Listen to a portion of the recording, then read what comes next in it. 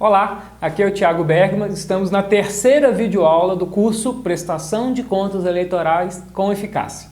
Nessa aula falaremos de 10 dicas especiais para uma prestação de contas eficaz. É muito bom poder estar contribuindo com pessoas, os contadores, candidatos, a sociedade em geral que tem interesse no tema, porque tudo que a gente quer é que as pessoas façam as coisas corretamente. Vamos logo aí para as nossas 10 dicas. Então, a dica número 1 é válida especialmente para você, contador que está nos acompanhando. Então, entregue um roteiro aos seus clientes. Então, você deve preparar um documento deixando claro os pontos de atenção e todos os documentos que você espera e precisa receber para preparar a prestação de contas. Então, eu reforço aqui que o Tribunal Superior Eleitoral tem um convênio com o Conselho Federal de Contabilidade, CFC, que recebe a lista de todos os contadores que atuaram na prestação de contas para que possam atuar na fiscalização. Assim, nós, contadores, devemos nos resguardar atuando como se espera da nossa profissão, com profissionalismo, com comprometimento, com qualidade. Então é importante que esse roteiro que você vai preparar e entregar para os seus clientes, ele esteja formalizado, um papel mesmo que você vai entregar, algo material, que ele visualize a importância dos pontos mais críticos que você apontou e aqueles que ele deve tomar cuidado, ter atenção. Também deixar claro como e quando ele deve te repassar os documentos hábeis a comprovar a despesa, recibos, documentos fiscais, recibos eleitorais, extratos bancários, comprovantes bancários e demais informações necessárias, como contratos e relatórios para conhecer a natureza do gasto que foi realizado durante a campanha.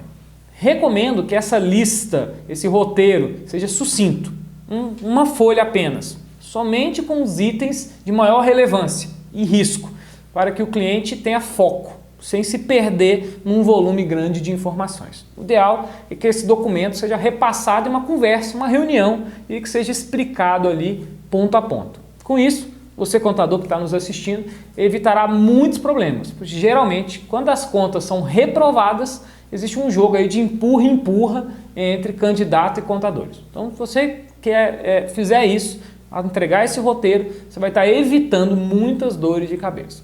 Caso ocorra a reprovação, você venha a ser cobrado. Basta você dizer, olha, lembra daquele roteiro que eu te entreguei lá no início da campanha? Pois é, você não cumpriu a sua parte.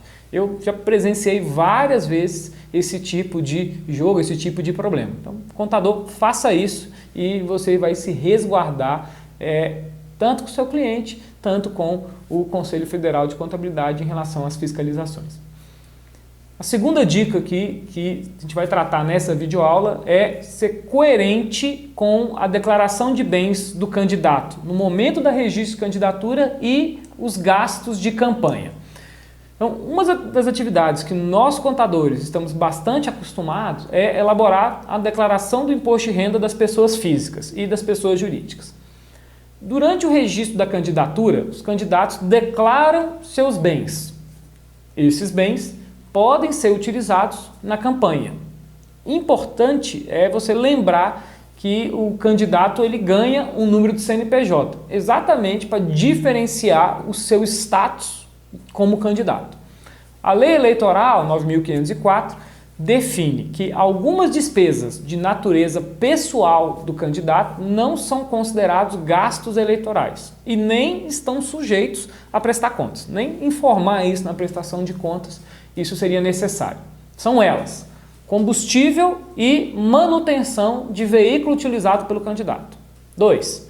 Remuneração, alimentação e hospedagem do motorista desse veículo. 3. Alimentação e hospedagem própria e uso de até 3 linhas telefônicas registradas no nome do candidato. Então, esses gastos eles não estão sujeitos a comprovação e a registro na prestação de contas. Apesar dessa previsão que tem na lei, durante uma fiscalização, está lá no meio de um ato de campanha, o candidato saindo de um carro ou usando uma linha de celular, como que eu vou diferenciar se aquele veículo se encaixa nessas condições?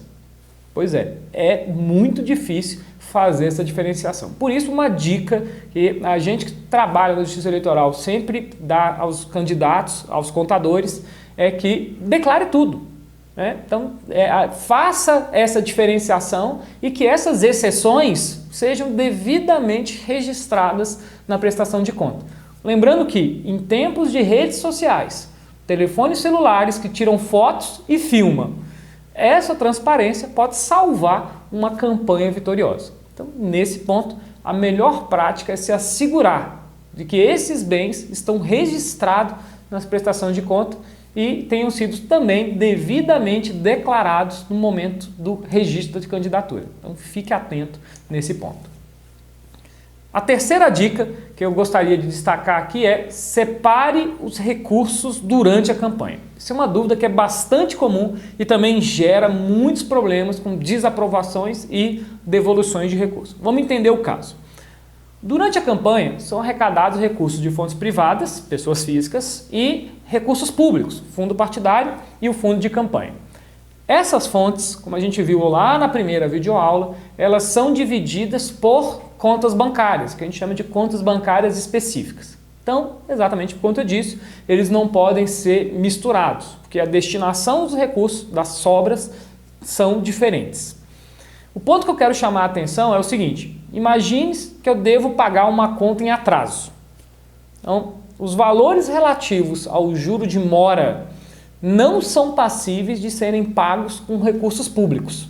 Eles têm que ser pagos com recursos privados. Por isso, quando do pagamento, qual é o procedimento correto para ser adotado? A gente tem duas formas possíveis de fazer isso. Eu posso pagar o principal da dívida com recursos públicos, emitindo 2 cheques. Um cheque de recursos públicos para pagar o principal da dívida e um cheque com recursos privados para pagar o juro de mora, ou trabalhar com um pagamento só, uma transferência bancária, por exemplo, de recursos públicos, mas nesse caso, o que deve acontecer? Eu vou fazer uma transferência na mesma data de recursos privados no montante dos juros de mora para a conta de recursos públicos, que foi de onde o dinheiro saiu. Então, caso você adote esses 2 procedimentos, é importantíssimo você produzir uma nota explicativa, contando toda essa história, uma vez que todo crédito na conta bancária de fundo partidário só deveria receber recursos daquela natureza, e do fundo de campanha, por serem recursos públicos, vão ser examinados nessa eleição de 2018 com lupa. Então, eu destaquei o procedimento, adotando como exemplo o caso de pagamento de juros de mora, mas por analogia, em qualquer situação semelhante, você poderia adotar o mesmo procedimento. Então, por favor, vamos ter cuidado com isso. Combinado? A quarta dica dessa nossa videoaula é: preste muita atenção no documento correspondente a cada débito, a cada saída de recursos nas contas bancárias. Então, essa quarta dica tem relação com um procedimento que nós, contadores, na seara privada, fazemos muito, mas que gera graves consequências na seara eleitoral. Que caso é esse? Quando a gente encontra um débito na conta bancária do nosso cliente, com o qual a gente não tem um documento comprobatório, o que a gente faz? A gente registra a saída do dinheiro para o caixa, para o fundo de caixa daquela empresa, daquela pessoa. Na seara eleitoral, tal procedimento tem 2 balizas claras. Primeiro, todo gasto deve ter um documento correspondente. E existem limitações importantes para o pagamento de despesa em espécie, o chamado fundo de caixa. O fundo de caixa nas campanhas, ele deve ter um saldo máximo de 2% dos gastos contratados. O que isso quer dizer? Se um candidato ele contratou R$100 mil em gasto, o saldo máximo do fundo de caixa dele será R$2.000, vedada a recomposição. Isso quer dizer que não pode ser adotado o procedimento de saca 2.000, gasta 2.000, saca 2.000, gasta 2.000, e assim sucessivamente. Então fica vedado o fracionamento das despesas. Além disso, devem ser adotadas duas formalidades, né? O dinheiro ele deve transitar por conta bancária, então você não pode receber o recurso em espécie e começar a gastar ele, você precisa depositar para depois efetuar o saque. Então isso é uma orientação importante, especialmente se a arrecadação é feita naqueles eventos de comercialização ou comícios ou coisa do tipo, né? Então suponha que em uma fiscalização foi encontrado um montante de recursos com um candidato ou com a sua equipe de apoio. Então você está lá no meio de um evento, uma equipe de fiscalização vai atuar naquele evento e opa, deixa eu ver o bolso aí, deixa eu ver de onde está saindo esse dinheiro, né? Então é facilmente verificável se aquele dinheiro teve uma saída em conta bancária anteriormente, né? Então, por isso que tomar esse cuidado do dinheiro sempre transitar em conta bancária. Lembrando que o saque dos recursos para gerar o fundo de caixa deve ser feito necessariamente com cartão de débito ou cheque nominativo em favor do próprio sacado. Então a gente tira uma xerox e junta a cópia desse cheque na prestação de contas. Então nessa última opção, a dica aqui é sempre guardar essa cópia desse cheque para poder comprovar esse movimento aqui. Então, existe ainda um limite de valor por despesa que está definido em meio salário mínimo. Ou seja, nas eleições de 2018, cada despesa que será paga com recursos em espécie tem que respeitar o limite de R$ 477. Então, o fato dessa despesa ser de pequeno vulto, o valor dela é pequeno, não dispensa a apresentação de documento comprobatório. Então, o camarada comprou um lanche de R$20 na padaria, esse documento tem que ser juntado na prestação de contas. Então, veja como isso é uma dica boa para você inserir no roteiro que você vai entregar para os seus clientes aí, né? A quinta dica dessa nossa videoaula é a coerência entre a nota fiscal, o ramo de atividade da empresa, a capacidade operacional da empresa e a comprovação dos gastos de campanha. Então essas quatro coisas elas precisam ser coerentes. Percebemos nos últimos anos que as campanhas estavam sendo utilizadas para lavar dinheiro desviado do setor público, né? Uma das evidências disso é a contratação de empresas cuja atividade empresarial não está de acordo com a despesa contratada. Ou seja, ela não tem uma capacidade operacional como empregados ou acervo técnico, que quer dizer, estoques ou equipamentos condizentes com o serviço que ela se propõe a prestar. Ou ainda que tem um vínculo direto com o candidato. Vai ilustrar isso, em determinado estado, verificou-se que o candidato contratou a empresa e essa empresa era de propriedade do seu chefe de gabinete. Para quê? Para prestar um serviço de carro de som durante a campanha, né? Mas você olha o contrato social e o CNPJ da empresa, as informações da Receita Federal, e esse tipo de atividade não está prevista. Na verdade, era uma empresa de alimentação. Então, nesse ponto, acho que é importante destacar que as eleições de 2018 serão a primeira eleição, vai ser a primeira eleição que vai ser realizada na vigência da resolução do CFC 1503 de 2017, que aborda o papel dos contadores na prevenção à lavagem de dinheiro. Então, dessa maneira, os contadores a gente deve adotar todas as precauções para evitar ser enquadrado nas hipóteses previstas na resolução do CFC, que se encaixam perfeitamente nos casos que eu já observei em eleições anteriores e que agora passam a ser obrigação dos contadores de serem verificadas e reportadas. A sexta dica é observar o limite de valor para receber recursos em espécie, recursos em dinheiro. A resolução do Tribunal Superior Eleitoral define que doações superiores a R$ 1.064 só podem ser recebidas por transferência bancária. Destaco que esse termo transferência bancária é bastante amplo, significando transferência de valores entre contas do mesmo banco, a transferência eletrônica disponível, que a gente conhece como TED, Também os DOCs, né, que são meios que a gente conhece usualmente. Mas a gente também enquadra doações por cartão de crédito e boletos bancários nessa opção de transferência eletrônica, uma vez que o pagamento da fatura do cartão é feito mediante um débito na conta e também o pagamento do boleto. Ele pode ser feito em caixas eletrônicos ou no internet banking dos bancos, né? Então também esse pagamento é feito com débito em conta. Então isso não deixa de ser uma transferência eletrônica. Então, nesses dois últimos casos, da doação por cartão de crédito e também na doação por boleto bancário, é que quando eu for verificar o extrato bancário, isso vai aparecer com um lançamento só. Aparecer um crédito, boletos recebidos ou cartões de crédito recebidos. Então, o que a gente precisa juntar na prestação de contas?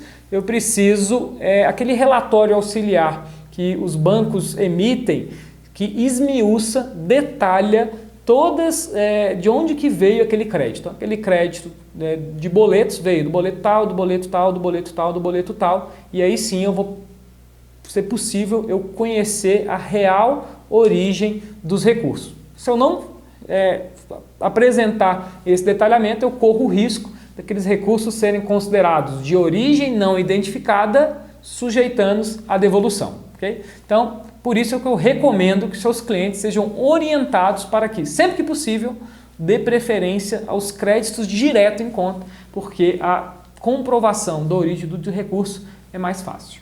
A sétima dica aqui, a gente já comentou que as pessoas jurídicas, por decisão do Supremo Tribunal Federal, são vedadas de realizar doação. Isso quer dizer que toda pessoa física pode doar? Não. Então, nas aulas anteriores, a gente já tratou dessa questão das pessoas jurídicas. Então, em relação à pessoa física, com o intuito de coibir o poder político, então, permissionários de serviço público e concessionários de serviços públicos são proibidos de fazer doação. Então, quais são os exemplos clássicos disso? Motorista de táxi, proprietários de banca de revista, de bancas em feiras ou coisas desse tipo. Então esses são exemplos clássicos, mas a regra geral todas aquelas pessoas físicas que dependam de autorização da prefeitura para funcionar, elas são fontes de recursos proibidas. Okay? Bom, mas o que acontece quando eu identifico que eu recebi um recurso nesse caso? Perceba que eu proibir o recebimento disso é bastante complicado. Eu divulgo a conta do meu candidato, do meu partido. Olha, se você quiser fazer a doação, a conta é essa.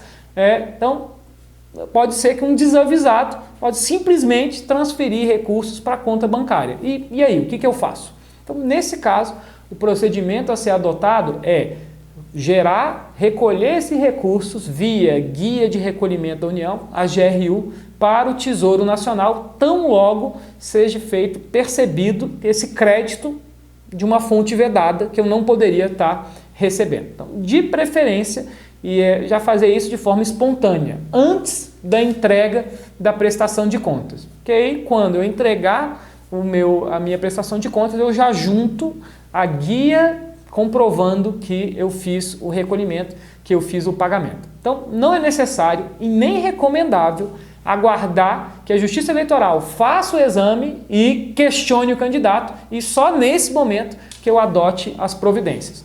Porque é um pecado gravíssimo utilizar fontes vedadas. Então, percebeu que você recebeu um recurso de quem não poderia, então a dica é imediatamente, tão logo seja percebido, faça esse ajuste. E, como sempre, junte uma nota explicativa sobre todos os procedimentos.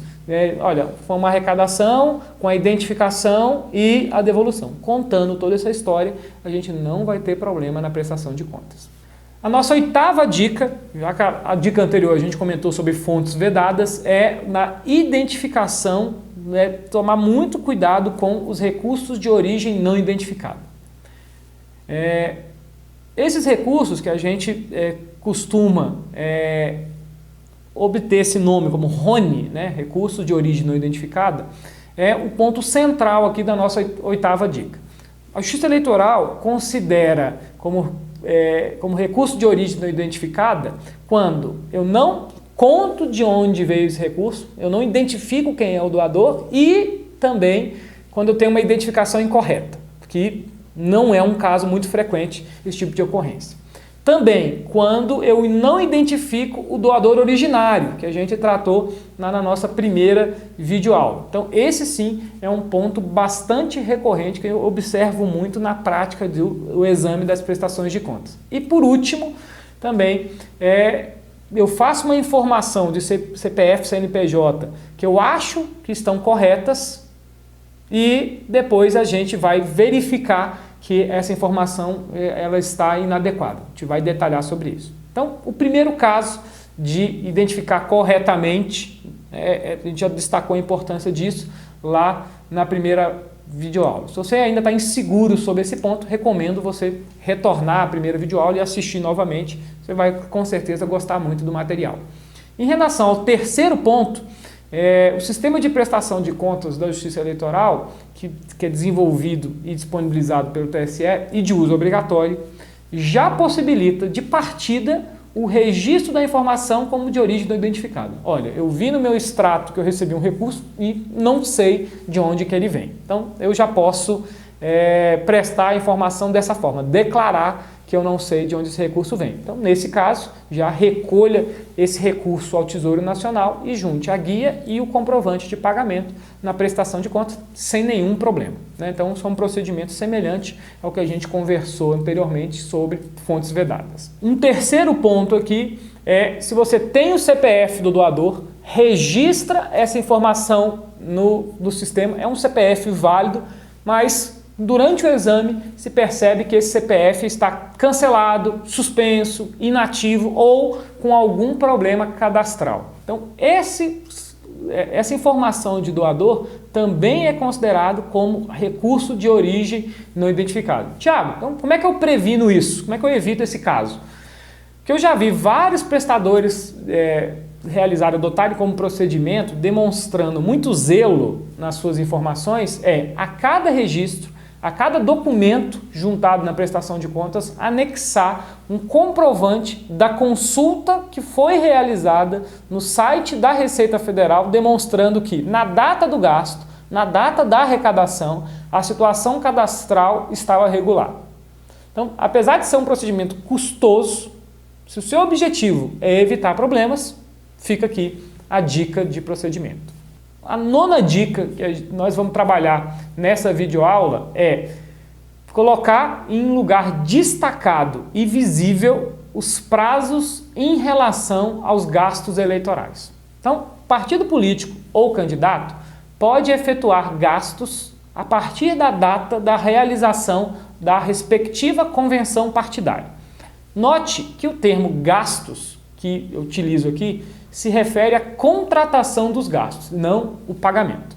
Então, tão logo ocorra a convenção partidária, podem ser contratados gastos destinados à preparação da campanha, à instalação física do comitê eleitoral e à criação da página de internet do candidato e de partido político.